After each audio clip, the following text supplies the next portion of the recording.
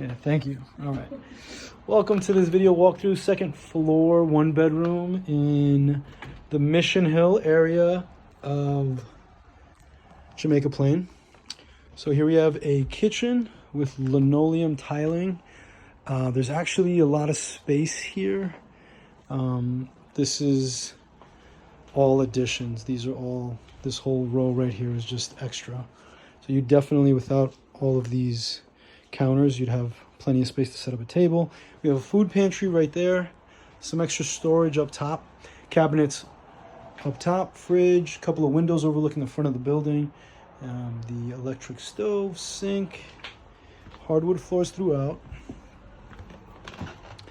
All right, some really nice bay windows overlooking the front of the building as well. Okay. And as you can see, you're right on the T-line. And into the bedroom, more hardwood floors.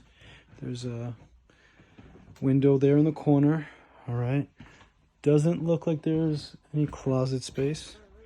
And here's the bathroom. Linoleum floors. Toilet.